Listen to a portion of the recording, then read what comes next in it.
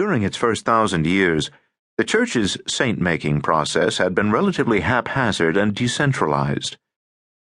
Local Christian communities could assign sainthood based on vox populi, or popular sentiment, and they avidly awarded the title to those who had died as a martyr, to some who had greatly professed their faith, or even to those who had done little more than live a particularly pious life.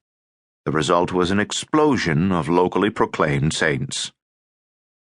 In an effort to add rigor to the process in the 5th century, bishops began to require written vitae, documentation of the life, virtues, and miracles of candidates, in order for someone to be considered for sainthood. However, those vitae were largely based on local gossip and hearsay, with little examination and verification of testimonies. As late as the 9th century, the canonization process, as one scholar described it, was still essentially as it had been in the 2nd century, the spontaneous act of the local community. Vatican officials perceived that allowing sainthood to be determined by the whims of vox populi was becoming a threat to the central authority of the Church. By the 13th century, popes sought to exert greater direct control over the canonization process in an effort to consolidate power within the Vatican and protect the sanctity and legitimacy of sainthood. In 1234, Pope Gregory IX, best known for establishing the Inquisition to confront alleged heretics, decreed that the papacy had absolute jurisdiction over all aspects of the canonization process.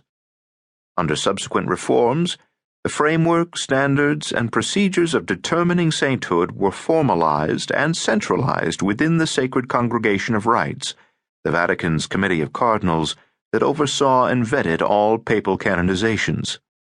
In the process, the devil's advocate was born. The Church authorities introduced the position of the advocatus diaboli to serve as an independent investigator and designated dissenter. It would be his job to provide point-by-point objections to all evidence presented on behalf of the candidate, and to detail all the unfavorable evidence in a written summary. Throughout a canonization process that could last decades, corroborating details and objections alike were presented to the sacred congregation, and ultimately to the Pope, before final approval could be granted. Thus, Pope Gregory IX made clear to everyone the need for the position of devil's advocate, a knowledgeable insider who was empowered to step outside of the Church and objectively assess each candidate for sainthood. For centuries, these reforms kept the process in check. In 1781, Scottish physician and author John Moore published an account of an abbreviated canonization debate that he witnessed as a tourist in the Vatican. The business is carried on in the manner of a lawsuit. The devil is supposed to have an interest in preventing men from being made saints. That all justice may be done, and that Satan may have his due, an advocate is employed to plead against the pretensions of the saint expectant, and the person thus employed is denominated by the people the devil's advocate. He calls in question the miracles said to have been wrought by the saint and his bones, and raises as many objections to the proofs brought of the purity of his life and conversation as he can. It is the business of the advocate on the other side to obviate and refute these cavils. Over time, the devil's advocate was transformed from a formal ecclesiastical position into a commonplace figure of speech used to describe an argumentative person, and soon enough the Vatican's most senior official decided that the position had outlived its usefulness.